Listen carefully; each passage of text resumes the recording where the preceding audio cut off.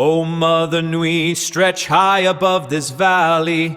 Your starry body is our glory.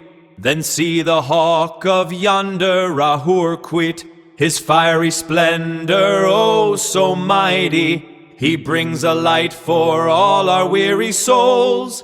He makes the broken spirit whole.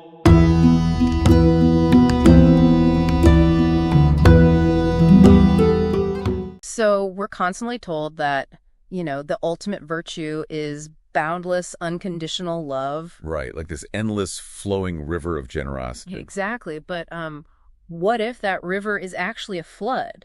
What if the real hero of the story is actually the dam? That is a very different way to look at it. It is.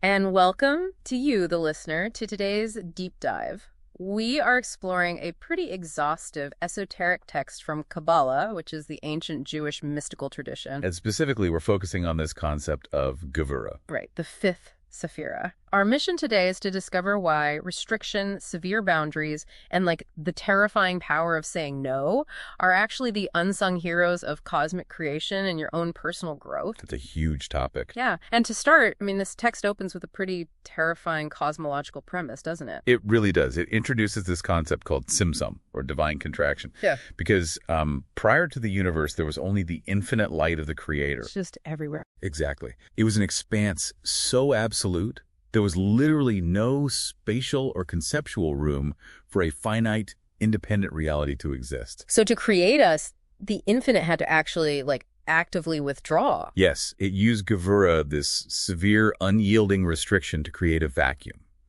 Like a hollow space where finitude could actually take root. I love the analogy the text uses for this with the cup.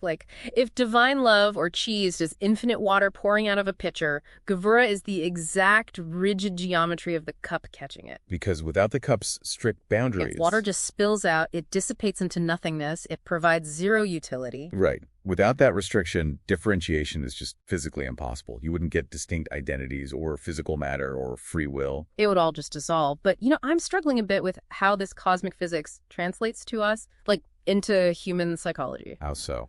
Well, we tend to romanticize unconditional, boundless giving today. So treating restriction as a virtue feels incredibly abrasive. Oh, I see what you mean. If Gevurah is about harsh restriction, doesn't ignoring someone in need cross the line into cruelty? It's a fine line. Yeah. So how does the text differentiate between healthy boundaries and just being, cold? The text actually uses this toddler analogy that I thought was brilliant. Oh, right. Learning to walk. Yeah. A loving parent's innate desire, which is cheesed, is to carry that child everywhere so they never get hurt. But if you never put the child down, their muscles atrophy. They literally never learn to walk independently. Exactly. So the parent has to painfully withhold their assistance. They have to let the child totter and fall. Which means that restriction isn't the enemy of love. It's actually the most disciplined, forward-thinking application of it. And then there's the baking metaphor. The text says Gevurah is the yeast. Which sounds weird at first, but... Right.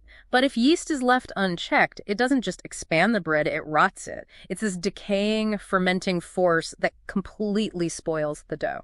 Which the text calls harsh judgment. Yes. But measured perfectly, it creates soft judgment, allowing the bread to rise. Makes total sense. And if this measured severity is the secret to creating life, whether that's raising a child or baking bread, we actually see it manifest in historical archetypes as well. Oh, like Isaac. Exactly. The biblical patriarch Isaac is presented as the ultimate embodiment of Gevurah. Unlike his father Abraham, who was constantly expanding and moving, Isaac's primary life's work was digging wells. Wait, because digging a well is fundamentally an act of violent removal. Yes. You are excavating dirt to create a restricted, hollow vessel underground so that the life-giving water can rise to the surface in a controlled way. He is quite literally building the cup. That is so cool. And this necessity for restriction even governs language itself, which blew my mind. The text points to the linguistic mysticism of the 5 final Hebrew letters. Right, the ones that change their shape when they appear at the end of a word. Yeah, visually, they are drawn as hard, straight, downward lines. Like a brick wall, they physically halt the flow of a word. So the sounds don't just bleed into a chaotic, unintelligible string of noise. Exactly like what human teeth and lips do. They chop our raw, chaotic breath into intelligible speech. Like, restriction literally creates meaning. Which brings us to the ultimate takeaway for you, the listener, in your daily life. True human strength, true Gevurah, is never about physical dominance or dominating others. Right. It's the quiet, relentless mastery over your own internal impulses. It's the sheer grit to hold your tongue, or the courage to set a healthy boundary when someone invades your space. It's building a vessel strong enough to hold the water. Beautifully put. Thanks. But before we wrap up this deep dive, I want to leave you with one final, deeply unsettling thought from this text that we haven't even touched on yet. The concept of evil. Yeah.